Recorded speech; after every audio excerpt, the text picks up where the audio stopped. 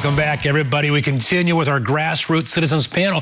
Before the break, we were discussing the fact that Governor Mike Pence of Indiana has signed into legislation the religion bill, freedom of religion bill, which allows those with the religious beliefs that don't believe in same-sex marriage to not serve those customers, such as marriage counselors and florists and those who bakeries for wedding cakes and so forth.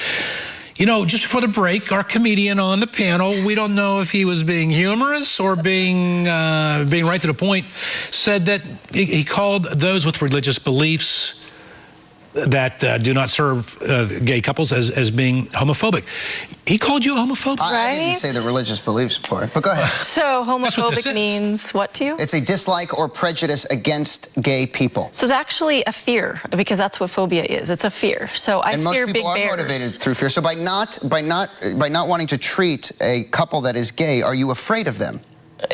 No, absolutely not. I am not equipped to, and I would fail them. And that is one thing. If a gay couple wanted to adopt a child and they were having issues within their relationship, how, in your clinical opinion, does that difference between a man and a woman wanting to adopt a child? Well, as far as the adoption thing, since I've adopted, that to me is a different issue, whether they are capable parents. But they're just seeking out help, and they don't know that you don't want to treat them, and they're coming to you with an open heart and love. That was my point. They do. I feel like we're going back, you know, to the 50s. So let's hear Bridget make your comment. Go ahead, Dr. So to combat that, I have them sign. I have everybody sign something that says that I counsel from a biblical perspective. So yeah. And in that case, I do agree. I would choose, you know, why would you want to see me? Right, exactly. Right. But you look fantastic and you dress very well. That's why, you know, I would see the... All right, and this is the freedom of religion bill, so I don't know how we can call that homophobic. Was there a separation of church and state? Barry Nussbaum, you want to comment on this? You know, I really like what Dr. B's saying in the sense of she shouldn't have to be in an uncomfortable position. I believe in a free market on both sides, consumer and the supplier. But at the same time, I'm very sensitive about intolerance within society. Sure. And I'm afraid of a slippery slope going back to the old days. So as much as I hate to say it, I agree with Will, and I agree with Dr. B on this one. And I would say that and I do want to offer to Dr. B that I don't believe that you are an intolerant person. I believe that if you're coming from a religious aspect of clinical treatment, that it's not the best fit. But for the purposes of counterpoint, and entertainment. Well, and that's the thing, and I think Mike's sense to me is just, Spence to me is writing into law common sense. It's bringing in common sense. We used to be able to be trusted to say yes or no. As long as we're not legalizing intolerance. Not at all. And the left has done that for Will years, made the comment to you, have you heard of the separation of church and state? And you said, do you even know what that means? So why don't you define it? Right, so separation of church and state it's to protect us from getting discriminated against by the government. Which is what this does. It does, and excuse me, 16 other states are doing it. And again, I think it's because we've gotten so far away from common sense and being able to make up our mind that we have to do this now. All right, switching gears now. Earlier, we talked about Obamacare being in the 5th year anniversary this week. What about Ted Cruz? He announced he has enrolled in Obamacare. He just gave a speech on Monday, a riveting speech where he punched the left between the eyes and said that he will, as president, he will repeal Obamacare. And of course, we'll vote. Those on the left are saying he's a hypocrite. He's a hypocrite. Not you, I'm saying. I don't know where you stand on this.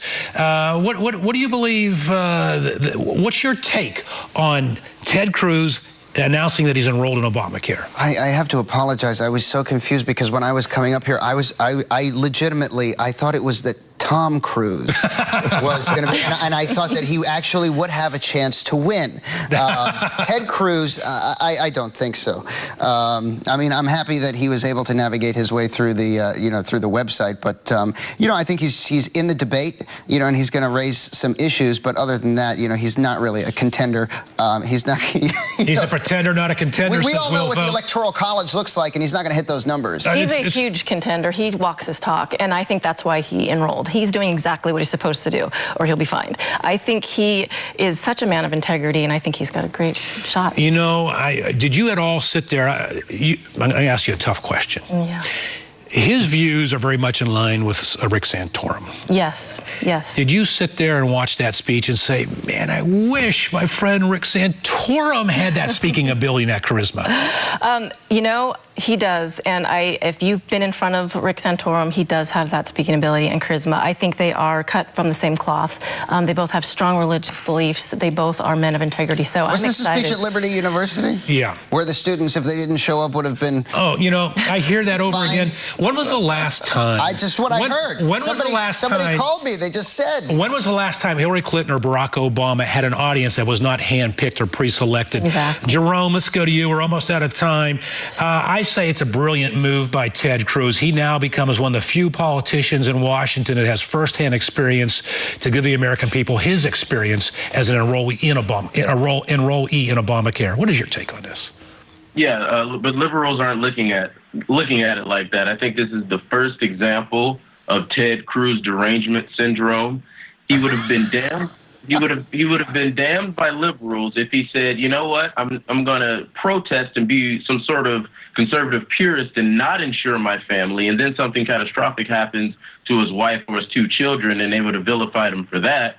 And then now they're vilifying him because his wife is joining the campaign and she's giving up their health care, and he's doing what every other federal government employee is doing. But he's not taking the subsidies. He's not taking the subsidies. He's just signing up for Obamacare because that's what the law says.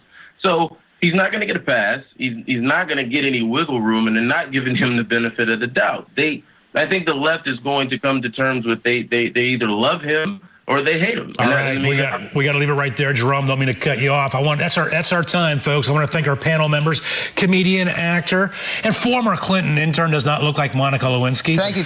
But we'll vote. And congratulations to Monica and Ted Linder. They watch in New York, and they had their first baby yesterday. Congratulations. All right. Well, that's a nice shout out to our viewer. Yeah. Thank you. I want to thank also the Israel Group founding member and president Barry Nussbaum, Dr. Bridget Melson, California co-chairwoman of Patriot Voices, the Rick Santorum Political Action Committee, and managing editor of the Daily Surge, Jerome Hudson. I want to thank each of you for being a part of our panel. Great to be here. Coming up with our